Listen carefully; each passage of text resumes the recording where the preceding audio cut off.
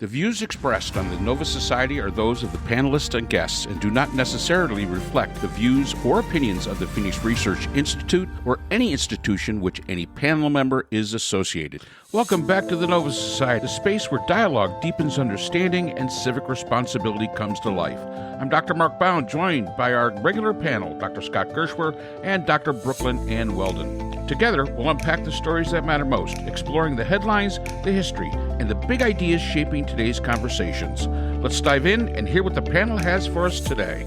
And we have a question from Barry, who comes from Johannesburg, South Africa. And Barry writes, since South Africa has been eliminated from the World Cup, I've finally had time to catch up on your episodes. And I have to say, binge listening gives a very different kind of clarity. I've actually started sorting the downloaded episodes into themes so I can evaluate whether there's a consistent position across your discussions. So far, my little research project suggests that each of you is remarkably consistent in tone and outlook, no matter the topic. But here's what I'm really curious about. You've talked at length about American politics after Trump, and you've talked about American foreign policy after Trump. What you haven't done, at least as far as I can tell, is bring those two conversations together. So here's my question. What does each of you see as the most likely shape of American democracy in the post-Trump era? And how does that emerging framework fit into the broader landscape of international relations? In the interest of full disclosure, I am an associate professor of international relations at the University of Johannesburg. Oh, wow. Thank you very much, Barry. Actually, that's an excellent question, and I have not even thought of what your question, my answer to your question might be. Mark Scott, I hope you have thoughts because I actually don't. Well, I'm sure there's part of this that we differ on, Mark and I. Because I think my view of the post-Trump world and his view of the post-Trump world is very different. How long it's going to take to recover from, I believe the timelines are very different. How long this is going to last, if there is a backlash against Trump and Trumpism, which I think is coming and is evident around the world, what is it going to shape? How is it going to shape American foreign policy?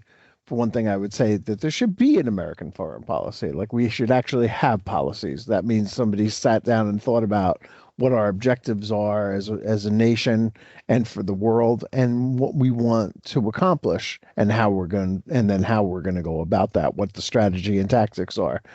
There's none of that has been done recently. And the only thing that I would say about Biden's foreign policy in that interim period was that I think I always got the sense that Biden wanted to prove that democracy is not chaos, and that we weren't going to swing wildly back between right and left, or this policy or that policy, and that he kept things more or less consistent in an attempt to move slowly into whatever was going to be next, without the idea that we're just going to change all of Trump's policies, because he kept tariffs on, he kept our China policy this more or less the same. Trump has changed it. Trump 1 to Trump 2 are more different than Trump 1 to Biden. And I think that that's really an interesting point, because Trump seems to be repudiating a lot of the things that he accomplished, or at least tried to accomplish, in his first term and in his second term. And I'm not really sure why that is. I'm not getting into the mind of the man, but it does seem to me that a lot of like, for example, he allowed the Mexico, the USMCA trade deal with China, with Mexico and Canada to expire, and has said, well, it's a terrible deal, we're going to redo it.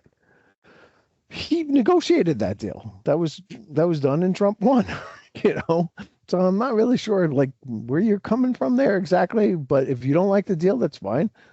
go do another one. But understand this, this is a nation that runs on oil content right now and for the foreseeable future. We get our oil from those two countries. Brooklyn lives in a place in upstate New York where the electricity comes from Canada, does not come from the United States. If Mark Carney wants to shut her electricity off, he could do it with a switch. And a lot of people in the United States are in that same position. We need to be a little bit more perhaps respectful in our foreign policy and understand what other people's objectives and goals are and try to work with them rather than against them all the time. We should not have a foreign policy where we reject our friends and embrace our enemies. That's certainly counterintuitive, a little bizarre to say the least, and certainly nothing that anybody could have really expected an American president to do, but we did. We have switched sides in the Cold War. We are on the verge of turning our backs on Israel in favor of the Palestinians. We have changed our policy on a number of, like we're selling out Taiwan to the Chinese. There's a whole bunch of things that we're doing now that we've never wanted to do before.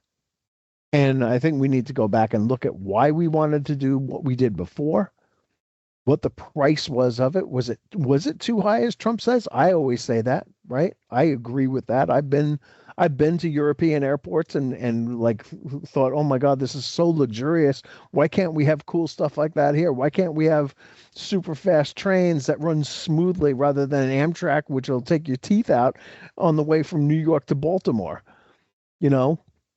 Why can't we do the things why can't we do what we used to do the last time we built a bridge from Manhattan to New Jersey? It was like 1937.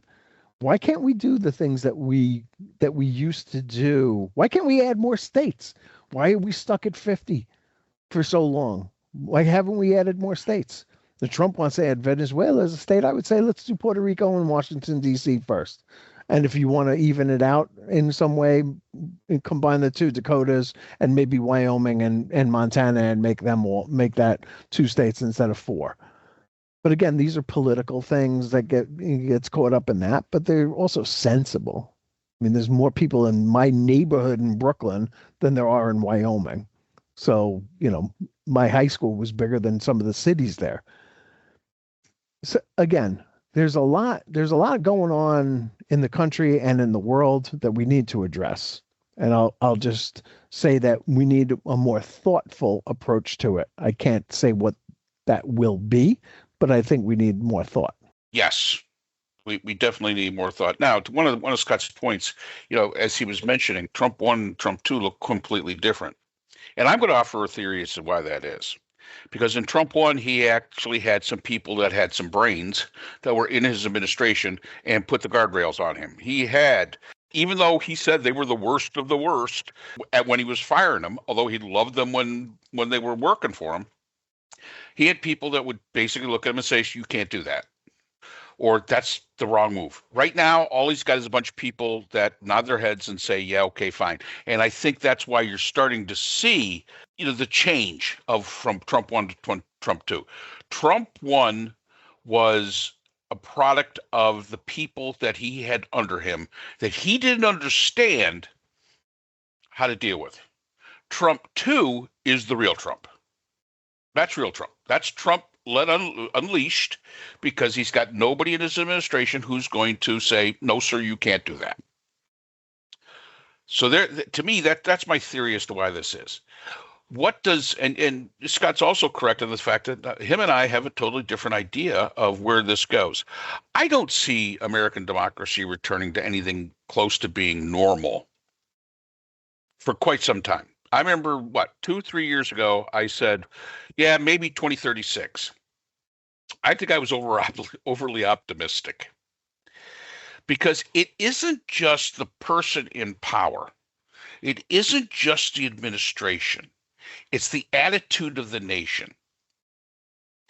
And let's remember, this attitude has now existed and has been out in the open. Now, I truly believe that it's always existed.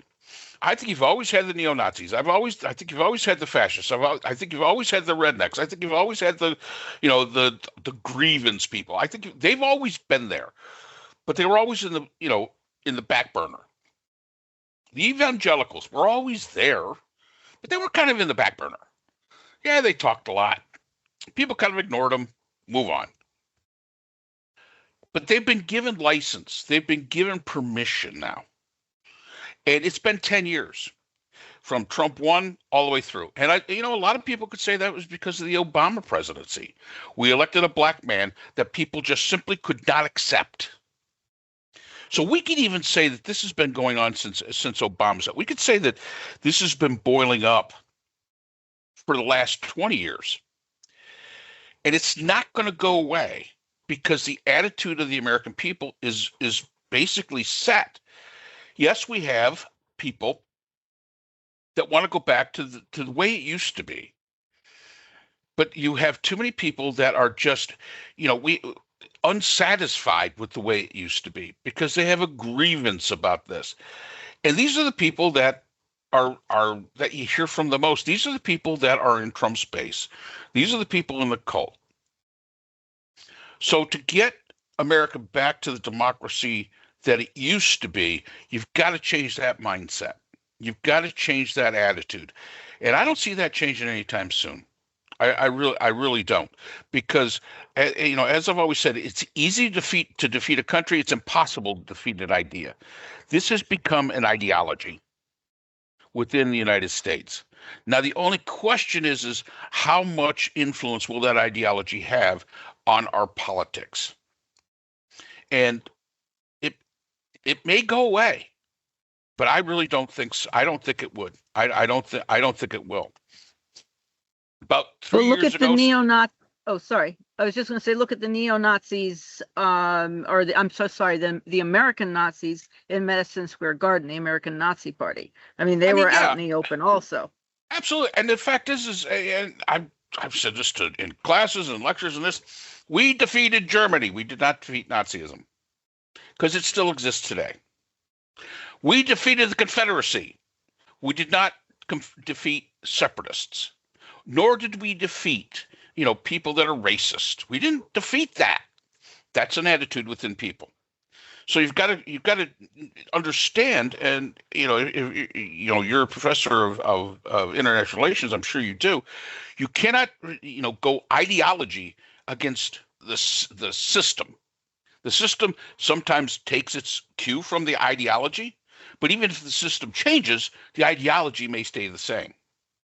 It may be totally different than each other. How this? Yeah. Go on. Yeah, no, go ahead. On. No, go ahead. I got nothing. I got nothing.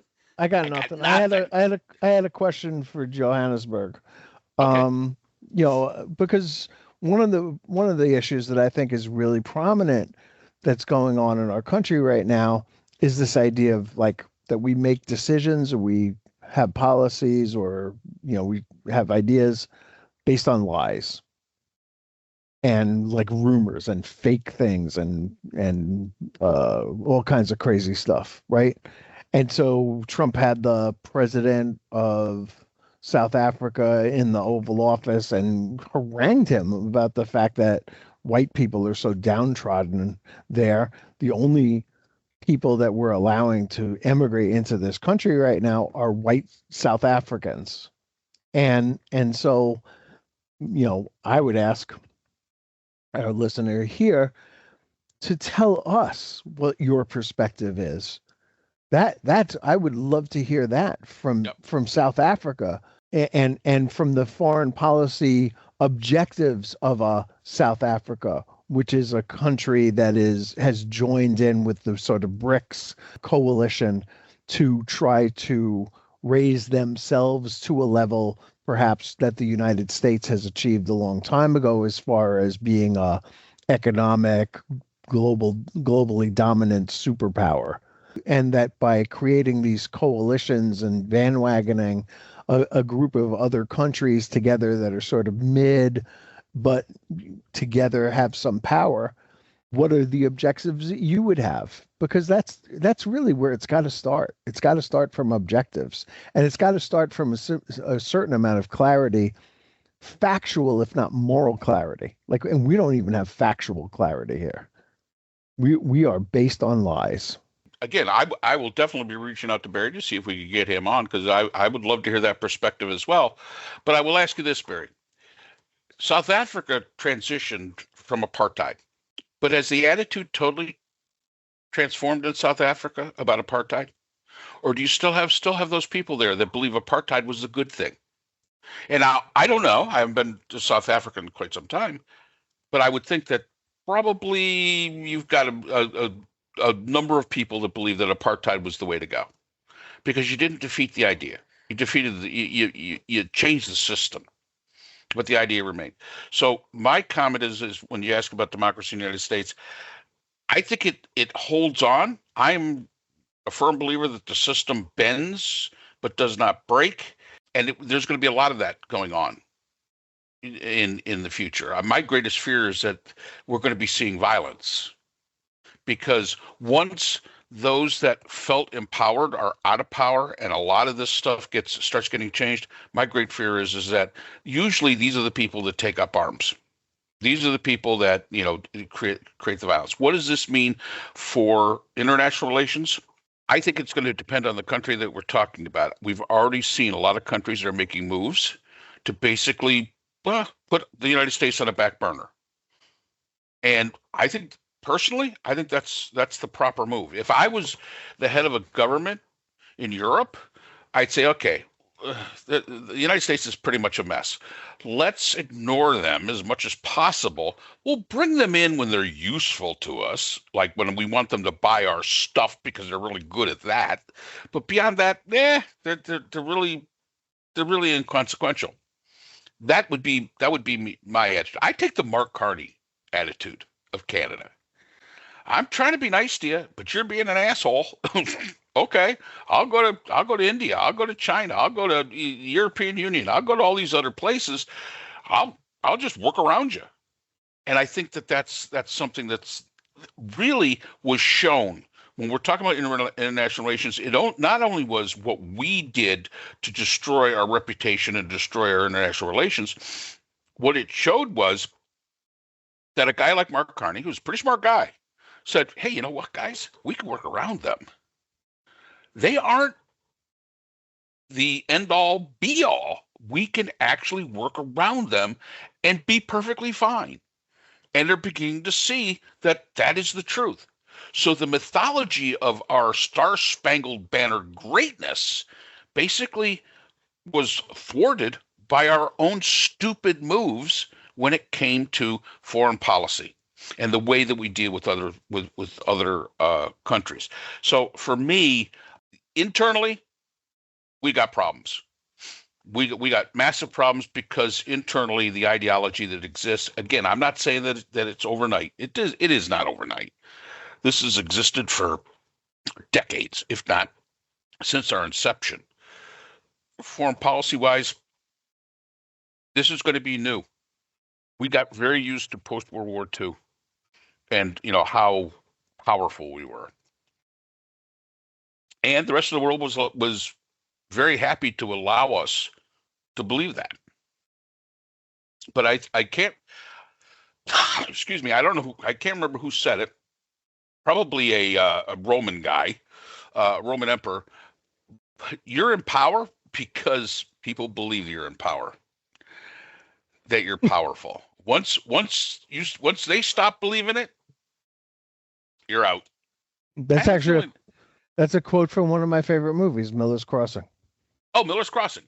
I knew. See, I knew it was it's probably a Coen Roman Brothers guy. It's a Coen Brothers movie, and the top aide to a crooked politician / mobster tells that to his boss.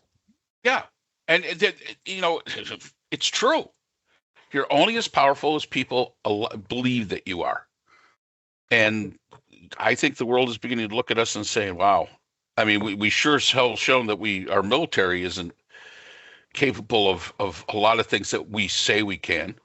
I saw the other day that who was it, Hegseth or somebody wants to nominate Trump for the Peace Prize again, and it was a meme. And I understand it was a meme, but it said, "Hey, he's won the war in Iran 38 times, and he's not even done yet." It was like, yeah, we're a joke. We become a joke. And Trump also wants to nominate himself and both his sons for congressional medals of honor. Yeah, I think.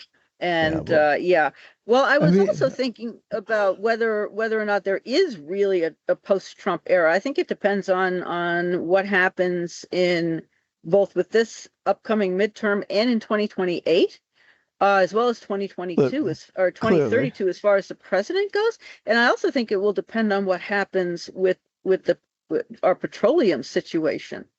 We have to get past what happens with Hormuz and whether we run out of oil. I mean, I actually cannot imagine that is an actual reality that would actually happen. But I mean, I suppose that is a possibility. I mean, I can't fathom that that's possible, but I don't think any of us ever thought that we would have to wear masks and stay indoors and all that kind of stuff. And COVID happens in 2020. Certainly nothing that I was on my radar screen before that. I used to see Asian people wearing masks in airports and stuff like that and think to myself, oh boy, it must suck living in a place like that. And it happened to us. And we saw, miles of cars lined up to get food. And, we've seen all kinds of like crazy, unprecedented things here since Trump has entered the scene. I mean, it wouldn't have surprised me this weekend if Trump had gone to the National Archives and insisted on signing the Declaration of Independence that they have there. That wouldn't have shocked me at all, because he's more patriotic than any of those guys were, so he could totally justify that. And I'm sure the Republicans would have let him get away with that. But we need to, I think before we could talk about what happens, we need to talk about what we are, who we want to be, and what our objectives are. To me, it seems fairly simple. We want to live in a peaceful world where people do trade back and forth, and, comparative advantage rules the day as far as markets are concerned. And if you have an advantage over one thing and somebody else has an advantage over another, you trade with one another so that you can both enjoy it, and there's cooperation and peace in the world. Those are things I think we all probably can agree across the world that we want. But there's a small faction of people in this country who don't want that, and they seem to be the ones who are in charge right now. I hope that we can recover from it soon. But the sooner that other people see this, the better. I had an argument with a group of friends of mine from college this weekend because all I wanted them to do was say that these guys who were marching in Washington, D.C., who surrounded that poor girl on the subway there, that this is wrong. I'm not saying that they don't have the right to do it. I'm not suggesting that anybody arrest them. But they should be roundly condemned. They should be put down. They should be forced by public acclaim, not the law, back into the woodwork from where they came. We need to be clear about what this country is about, and it's not about white people who speak English and worship Jesus Christ. It is a more pluralistic place than that. And that's again, a debate that we need to have, that we've had before. And again, we need to have it again and reaffirm it. And we're not doing that because we have a president who thinks that white supremacists are just the same kind of fine people that the people on the other side are. Yep. And we need to get past that. So yeah, Barry, to me, it's the attitude.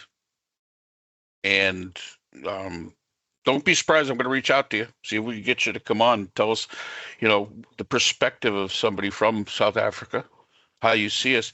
And I asked the question, what is the attitude toward apartheid? Is it gone in South Africa? And if not, how long do you think it'll take before it will be gone? Will it ever be gone? And ideas stay for a very long time. And the fact is that this Pandora's box was opened up, and it's almost impossible to get it back in. And it's a different world. It is a completely different world. And in Trump too, I think because of, and again, it's just a theory of mine, because of the people that are behind him now are just, yes people and, not competent. I mean, you look at his first cabinet, there's some competent people in that damn cabinet. There are some good people. Not John Huntsman, our favorite person here on the podcast, but there were some but there was some real competent people in there. And the fact is that now he doesn't have that. Now he's got this clown show. Hegseth and Rubio, who's a complete sellout, and Vance, who has said some of the rudest things in the world about Trump, but is now his butt boy, and Miller and the rest of them, but Congress as well, the Supreme Court as well. I mean, this whole thing was not supposed to. There was supposed to be checks and balances, but it only works if the party that has the ability to check it chooses to do it. Correct. And if they don't, they don't. As I understand, also people. I don't know if it was the chief of staff in the first administration. Like 6 of them, right? Yeah, which one? Yeah, I don't remember. One of the I can envision his face, but I can't remember his name. I would recognize his name if you said Mulvaney? it. No. Reince Priebus? No. He was one of the later people. General Kelly? Kelly? Yes. He would take, I think it was he. It might have been a different person. He would take items off Trump's desk so he would never see them. Yeah. Sounds like Kelly. Yeah, and they would ensure that Trump was, as you said, also by saying, well, you can't do this and you can't do that. And no, you can't bomb North Korea. No, you can't say these things. No, you can't do this. You can't do that. And now, of course, everybody has to sign a loyalty oath.